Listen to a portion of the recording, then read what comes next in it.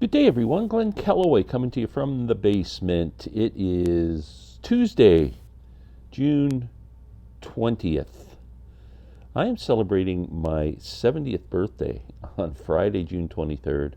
I'm trying to make a video. I'm just trying to get my head around a video, just kind of doing I don't know. I don't even know what I want to do yet, but I just want to talk about my life listening to music and stuff like that, at a age starting with a 7. That's getting kind of scary.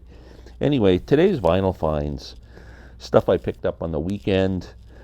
I was in Oshawa, Ontario on Friday to see Lowest of the Low, and went to a used CD store called Deja Vu Discs. It also has some used albums. Picked up a couple of gems. So let's start with one of my favorite singer-songwriters. His name is Peter Case.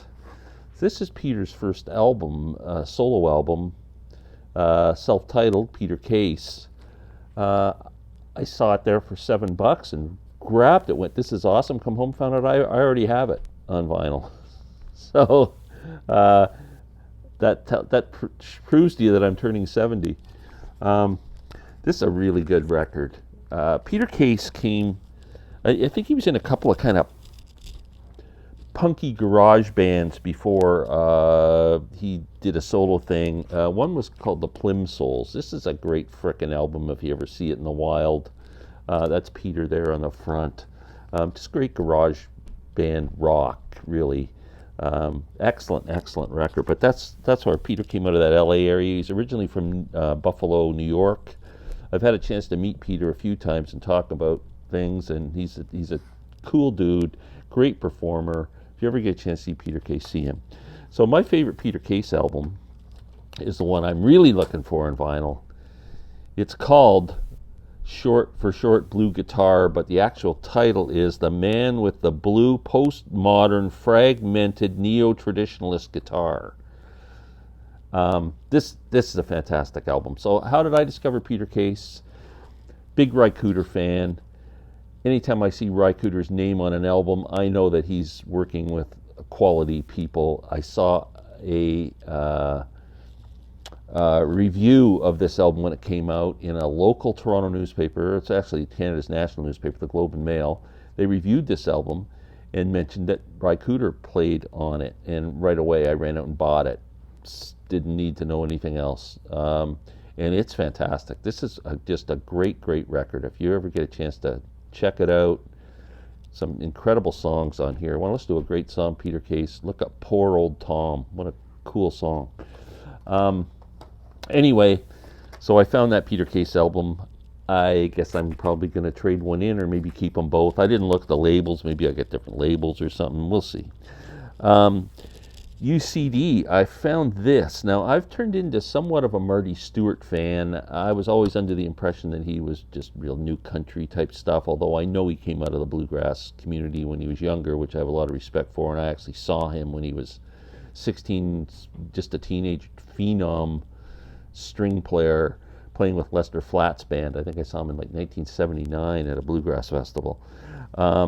Anyway, I found this. So Sam St. John actually got me really interested in pursuing Marty's work with his band called the Fabulous Superlatives, with an album called Way Out West, which I talk about a lot. It's a great record. If take away Marty Stewart country and just Marty Stewart musician and listen to this album, it's fantastic. Really good album, produced by Mike Campbell from the Heartbreakers. He has a new album out right now called Altitudes. Great record, couple more country-ish than Way Out West, but it's got some instrumentals. It's got some great guitar work and stuff in it. He's just a quality musician, and a great band. Anyway, I looked through his little bin there and find Marty Stewart in the Fabulous Superlatives Saturday night, Sunday morning, and it's autographed. But you know what autograph's missing on there? Marty Stewart's. So all the rest of the band, the Superlatives are all there, including Chris Scruggs, who's Earl Scruggs' grandson. So it's kind of cool to have that. Anyway, so I picked this up. I had no idea what it's like. It came out in 2014. So there's a theme to this album. It's called Saturday Night, Sunday Morning. Now, Saturday night, rough around the edges. This is basically what a band sounds like in a honky tonk, I think. It's real upbeat country, like rockin' country, great guitar playing. Really, really, I mean, just exceptional playing. These guys are so good.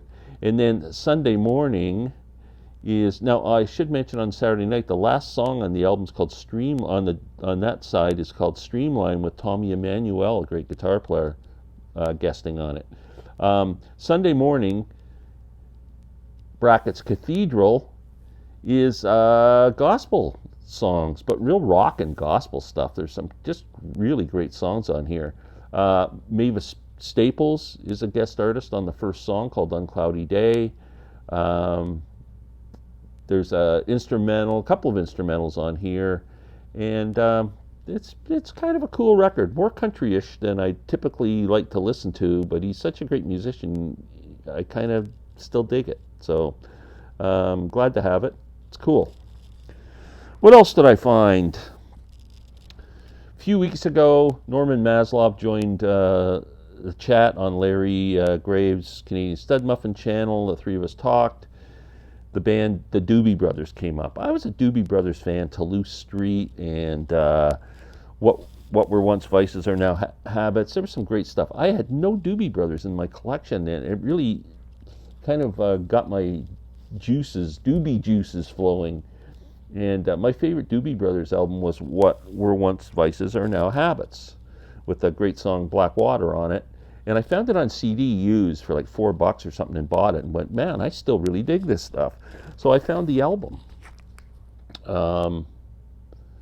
Again, like $7. It's on Warner Brothers and in really good shape. This is a really good record from start to finish. There's not a bad song on this album. The Doobies first, I kind of lost interest after 4 or 5 albums, but those first 4 or 5 albums are all solid records, and they seem to stand up, according to this one. Oh, what else did I do? Sting. I've been getting hugely into the Police. I have their the whole entire catalog on album and CD. I mean, all 5 albums, and I love Sting's solo career. Call me a wanker if you want, but I like it. His second album, Nothing Like the Sun, I had it on CD, found it on vinyl in excellent shape, 2 record set for $7. This has got some great tunes on it. Englishman in New York, which I really like. Be Still My Beating Heart, The Lazarus Heart, History Will Teach Us Nothing, Fragile, such a beautiful song. And he does a cover of Jimi Hendrix's Little Wing on this album with Eric Clapton guesting on guitar. It's a pretty good version. And this album sounds really good too. I love the first 2 Stings albums, Dream of the Blue Turtles and this one are just real favorites of mine. What else? Okay, the 2, I've already kind of talked about these in a video where I did a concert review on Friday night, but I did pick these up at the show, so I'm going to show them because they're new vinyl finds for me. Lowest of the Low, Shakespeare in My Butt. If you don't know this album, man, I'm telling you, you have to listen to this album. I'm demanding that you go to Spotify or YouTube or wherever and listen to this album. It's freaking awesome. One of the greatest albums ever. And it was an independent release in the 90s, early 90s, and really took off. And these guys have been around for 30 years making music. And Ron Hawkins, the lead singer and chief songwriter, is just brilliant. And the band is excellent. It's just really infectious, lyrically and clever, just awesome. Opening up for them on Friday night was a band called Ace of Wands, who've been together. They're from Toronto and been together about 6 years. This is their brand new album called Desiring. I'm really digging this. I've been trying to think of who they sound like, just so when I'm talking to people about it. And Heart kind of came to mind, but not really, but kinda. Better than Heart, I think, because Heart's too commercial sounding for me, but this is a bit more raw than Heart. But kind of that same sound, maybe. I'm not sure. I apologize to all you people watching if you listen to it and go, that doesn't sound like Heart. But I couldn't think of anything else. Anyway, excellent album. They were great live, just three-piece, two women, Anne and Lee, and drummer Jody. And they were really good, put on a great show, and that's why I bought the album. I bought the CD, got them to sign it for me. Really cool people, got a chance to chat with them after the show. And yeah, so I think that's it. So as soon as I figure out how to celebrate we're gonna have a somewhat of a birthday party on Wednesday night on the live chat. I don't know, so drop by and say hello. And Wednesday night, 8 o'clock. And yeah, I'm trying to figure out how to reflect on 70 years of life and 60 years of it being a music junkie. So everyone have a great day. I appreciate you watching. Please, for my birthday, let's get me over the 1900 mark. Subscribe, push the like button. That's all I'm asking for my birthday. You don't have to send me gifts. Have a great day. Take care.